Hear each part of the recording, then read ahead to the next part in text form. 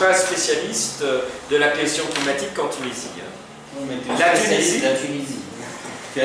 Non, je suis tunisien de cœur, mais pas spécialiste de la Tunisie. Je vis en France, donc je connais l'endroit où je vis, et des fois pas très bien, mais je ne connais pas la Tunisie, je ne prétends pas la connaître. Bon, la Tunisie a ratifié la Convention 4 de l'ONU en 1993 et le protocole de Kyoto en 2002. C'est un des premiers pays qui les a ratifiés. Il y a eu en novembre 2012, par le ministère de l'Agriculture et des Ressources hydrauliques, la décision d'entamer une étude sur les changements climatiques en Tunisie et leurs conséquences. Et ça a été, il y a eu une première étude qui a été faite de 2004 à 2007, avec les deux études qui ont eu lieu ont été faites avec la coopération technique allemande, c'est le GIZ, je ne saurais pas vous dire ce que ça veut dire en allemand. Et donc là, c'était la coopération entre le ministère de l'Agriculture et des Ressources hydrauliques pour le premier accord, pour la première étude. Sur la deuxième étude, c'est le ministère de l'Agriculture et de l'Environnement. Donc ministère d'après, alors je ne sais plus s'il s'appelait déjà comme ça avant la Révolution, ou si c'est après la Révolution qu'il s'est appelé comme ça. Oui, après. C'est après. C'est après qu'on a rajouté. Voilà, donc il y a eu une première publication que vous pouvez trouver sur Internet, Stratégie nationale d'adaptation de l'agriculture tunisienne et des écosystèmes, en janvier 2007. Je crois que c'est à peu près resté lettre morte. Et donc il y a eu une nouvelle étude qui a été lancée en 2010 et dont le rapport final est en octobre 2012. Et qui, qui met l'accent sur le fait que la situation tunisienne, comme toute situation de tous les pays, a ses particularités. Il y a une variabilité des fortes chaleurs en Tunisie qui est plus grande que dans d'autres pays du globe. Donc ils ont remarqué là, dans cette étude, l'existence de pics de chaleur remarquables dans ces années-là. Bon, je ne sais pas si ça va vous dire quelque chose. 82, 87, 94, 99 et 2003. Et c'est donc ces 5 années sont parmi les plus chaudes enregistrées en Tunisie sur les 31 dernières années. Les températures moyennes, si on prend la température moyenne de l'année 77 et la température moyenne de l'année 2007, il y a un écart de 2 degrés 1. Donc en 31 ans, l'écart sur ces températures moyennes, donc c'est un réchauffement climatique déjà de 2 degrés de 77 à 2007. Bon, il faudrait voir ce qui s'est passé en 2008, 2009, 2010, voir parce qu'il y a des phénomènes, il y a beaucoup de phénomènes climatiques qui sont des phénomènes avec des courbes qui ne sont pas des courbes rectilignes. Mais ce qui est important de voir, c'est les tendances. Si ça varie en montant ou si ça varie en descendant, c'est ça qui est important. La Tunisie met l'accent sur le fait que la Tunisie a une vulnérabilité environnementale importante qui est due à des ressources naturelles limitées, notamment et surtout en eau. Alors, bon, pardon. Ah non, j'ai été trop vite. Les risques majeurs en Tunisie, donc, mais je vous invite à aller voir ce rapport. Ce rapport, c'est Stratégie nationale, il s'appelle, j'ai mis le nom là, Stratégie nationale sur le changement climatique, SNCC. Ce rapport est un rapport assez conséquent, qui fait un bon nombre de pages. Donc les risques majeurs qu'il pointe, c'est dégradation donc, des ressources en eau, à la fois en quantité et en qualité. Ça rejoint ce que vous disiez tout à l'heure, risque de dégradation du littoral. C'est déjà perceptible. Comment? C'est déjà perceptible de la salinisation des lacs, tout ça. Bon, avec les conséquences que ça entraîne, des écosystèmes qui sont aussi menacés et des risques sanitaires liés à l'émergence de pandémies de certaines maladies. Alors après, bon là j'ai pas étudié le rapport, j'ai pas eu le temps d'étudier le rapport en détail, mais après, dans le rapport, il donne des pistes d'action au gouvernement. Donc je vous invite là à aller le regarder de plus près. Alors je voudrais vous dire un mot de ça, puis je m'arrêterai sur ce dernier transparent. je sais pas, le texte, tu l'as pas tiré, celui que j'ai envoyé là sur Alternativa? Non? Non, mais je sais pas, attends, comment? Et Ramdan l'a fait? Non, il faut demander à Ramdan.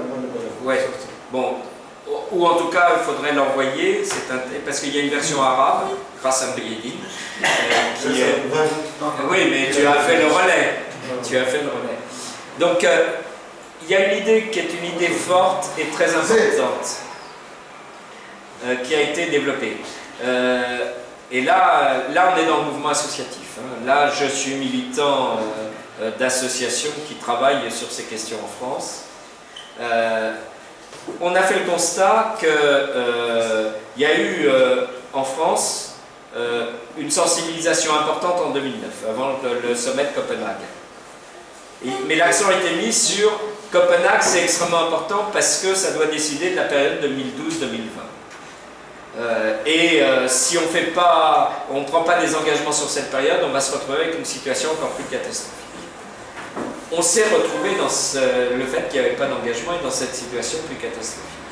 Et ça a entraîné une forme d'impuissance et une forme de démobilisation des gens qui avaient commencé à se préoccuper et à se mobiliser sur la question du climat, en se disant mais qu'est-ce qu'on y peut si les gouvernements ne font rien? Et donc, l'élément important qui nous est apparu, c'est qu'il était important de montrer de continuer à peser et à essayer de peser sur les politiques publiques, mais de montrer qu'il existait déjà dans la société, que ce soit dans les collectivités locales ou au niveau associatif, des tas d'alternatives concrètes.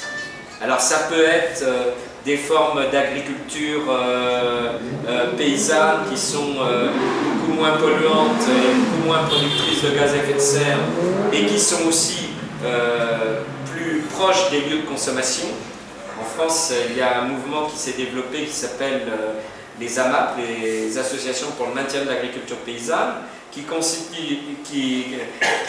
sont des formes d'échange direct, un paysan faisant du maraîchage, produisant des légumes ou faisant de l'élevage de poules, de poulets, éventuellement aussi il y a de bœufs et de moutons, et se mettant avec un groupe de consommateurs et amenant de manière très régulière, mais sur des distances beaucoup plus courtes.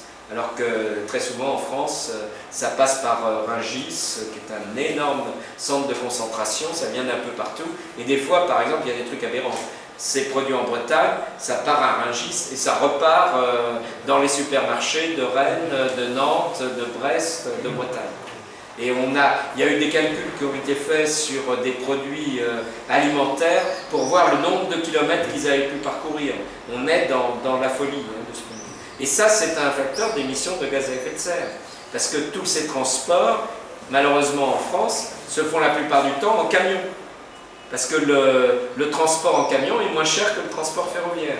Il passe deux fois devant le consommateur. Il passe à Rungis, Ouais. il revient et il Voilà. passe deux fois devant le même Voilà. On peut y voir des camions transportant des tomates sur Courvoisier. Oui, des fois. On va faire ça aussi. Oui, des fois. Non, quand on est sur ce style de mode d'organisation, ça pose effectivement d'énormes problèmes. Donc ça, c'est l'exemple dans le domaine agricole et alimentaire. Mais ça peut être dans le domaine énergétique. Il y a en France des associations, par exemple, qui promeuvent l'énergie solaire, l'énergie à partir des éoliennes, etc., et qui distribuent de l'énergie produite de cette manière. Bon, il y a un certain nombre comme ça d'alternatives existantes qu'il faut montrer. Parce que l'idée qu'il y a derrière, c'est qu'en montrant que l'on peut déjà agir, au niveau local, au niveau des collectivités locales aussi, en faisant pression. C'est beaucoup plus facile de travailler avec un conseil municipal que d'aller travailler avec l'État. On est beaucoup plus près. Et on peut faire pression, et on peut proposer, et on peut agir. Bon, voilà. Montrer tout ça peut donner à la fois la force de montrer qu'on peut faire autrement. Souvent, et la plupart du temps, ce sont des initiatives qui sont beaucoup plus solidaires, qui montrent beaucoup plus coopératives, beaucoup plus juste socialement et qui montre qu'on peut construire une autre société. Donc il y a cette idée-là qui a été de se dire, eh ben, il faut prendre aujourd'hui des initiatives qui montrent à toutes ces formes, à toutes ces alternatives concrètes, qu'elles ne sont pas si isolées que ça, et qu'elles peuvent, en se rassemblant, faire masse et montrer et devenir une force.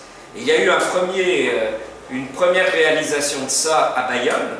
Alors je l'ai mis parce qu'il y a 50 000 habitants à Bayonne, dans la ville de Bayonne. Il y en a 300 000 au Pays Basque. Hein. C'est une région qui est complètement, pour ceux qui ne connaissent pas, qui est complètement au sud-ouest de la France, tout près du Pays Basque espagnol d'ailleurs, parce que le Pays Basque est à cheval sur les Pyrénées. Il y avait plus de 12 000 personnes qui sont venues à ce village des alternatives qui a eu lieu sur le week-end du 5 et 6 octobre. Et ça a eu un écho extrêmement important. Et à partir de là, la dynamique a été lancée d'en faire partout, en France et en Europe. Et tout ça en le mettant en termes de préparation de la COP21. Cet appel-là, je ne sais pas comment ça peut être pris en charge en Tunisie aussi, mais je pense qu'en Tunisie également, prendre des initiatives par rapport à la COP21 qui doit décider des mesures sur la période 2020-2030 pour provoquer le débat et sensibiliser l'opinion publique également en Tunisie.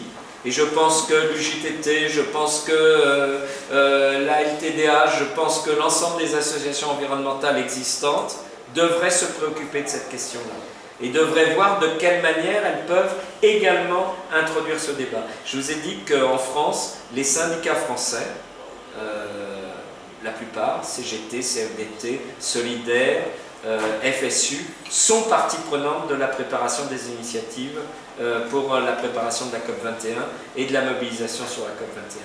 Si la société, dans l'ensemble des pays du monde, si la société civile, j'aime pas ce mot, mais si les peuples ne se mobilisent pas, il est très probable, effectivement, qu'on n'arrivera pas à des résultats. Notre seule chance de faire pression, peut-être pas d'arriver en 2015, mais peut-être dans les années suivantes, parce que les problèmes vont devenir de plus en plus criants, c'est d'être capable de faire passer ce message, de s'organiser, de se mobiliser, etc. Donc il y a un appel qui va vous être distribué, qui a été traduit en arabe, notamment il a été traduit en 25 langues, et pour essayer de faire que cette préoccupation soit une préoccupation qui se répande un maximum. La COP21 nous concerne tous. Voilà. C'est une invitation. Ah ben, je suis sûr que la FTCR va nous donner un coup de main à Paris pour trouver des hébergements. Merci beaucoup Gilles. C'était très clair, précis et concis. C'est dommage que ce soit si peu concis et nombreux. C'est dommage. C'est la qualité. Il faut la quantité maintenant, hein, parce que sinon on va rester toujours à la qualité minoritaire. Bon, une information concernant les camions qui en dit long sur le lien entre la politique et ce qu'on peut faire, les solutions, l'alternative. Ségolène Royal a parlé des camions, tout le monde sait, ça fait longtemps que les écologistes en parlent. Ils traversent la France sans payer souvent, sans passer par l'autoroute, en passant par les routes nationales et secondaires, départementales, tout ce qu'on veut, et ça pollue énormément. Et ils ont parlé d'une taxe pour traverser la France. Réponse de l'Europe, non. Ça veut dire quoi? C'est politique. La politique conservatrice de l'Europe est contre le développement régional en Tunisie. Ils veulent libéraliser la vente des terres, ce qui serait, comme en Afrique noire, une catastrophe. C'est-à-dire que les paysans vont se retrouver complètement out de leur propre terre. On va avoir des entreprises qui vont arriver avec du gros matériel et qui vont peut-être faire baisser les prix des produits agricoles. Comme toutes les cultures intensives, l'industrialisation de la culture, en Chine, ça a donné à manger à des centaines de millions de Chinois, mais ça a donné un pays très, très pollué, gravement pollué. Et la Tunisie risque d'être polluée est appauvrie à cause de cette politique si elle accepte la pression de l'Europe. Donc c'est une, comment dirais-je, une condition pour traiter encore plus, parce que la politique conservatrice est très conservatrice en Europe. C'est vous dire que le lien, quoi qu'on fasse, hein, les seuls qui ont un programme qui s'inspire donc d'une manière scientifique du rapport du GIEC, etc., des diagnostics établis par les spécialistes, les experts, sont les écologistes en France et ailleurs dans le monde. Et or, l'écologie, quand on voit le score qu'elle fait, à part quelques exceptions comme à Grenoble, d'où je viens, où je participé à la campagne, on a réussi à gagner avec donc les gens de gauche, pas de la gauche classique, hein. C'est grâce donc à l'application dans le programme des données scientifiques. De ces données-là. Il n'y a aucun programme, aucun projet politique qui n'intègre pas ces données n'a de chance de réussite. On restera toujours dans le libéralisme. Et c'est le cas de la gauche classique, partout dans le monde. Hein. Tous parlent maintenant de libéralisme, de néolibéralisme. Et c'est l'échec, comme on l'a vu avec les socialistes qui sont arrivés en France. Donc aujourd'hui, ils ont eu des résultats catastrophiques aux dernières élections régionales qui sont très importantes et municipales en France. Hein, parce que le pouvoir est décentralisé.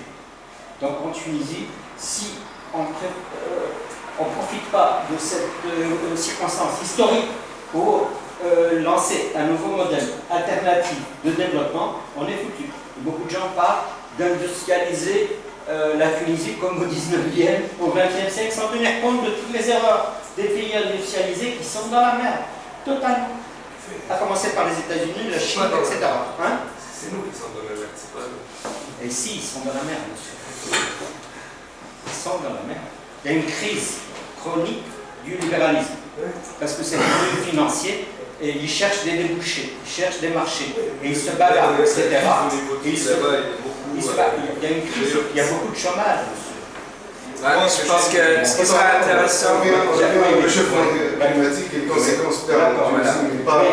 Voilà, je pense que ce qui serait intéressant, c'est effectivement de discuter de quelle manière vous pouvez faire avancer la prise de conscience de ces problèmes et puis agir, quoi. Mais agir à tous les niveaux. Moyedine va présider, c'est pas moi. Moi j'ai quelques remarques par rapport à la présentation. Je trouvais ça très instructif et je vous remercie beaucoup. Mais ce que j'ai remarqué, c'est que ce courant-là, le courant écologiste et tous ces rapports et tout ça, franchement, ils portent, c'est eux qui sont responsables de leur inefficacité. Parce que la tendance à insister sur le mouvement écologiste et pas politique, ou ce mouvement-là, c'est-à-dire les rapports des experts et tout ça, on a tendance à dépolitiser tout ça. Et de le présenter comme une réalité scientifique. Et après, tout le monde est surpris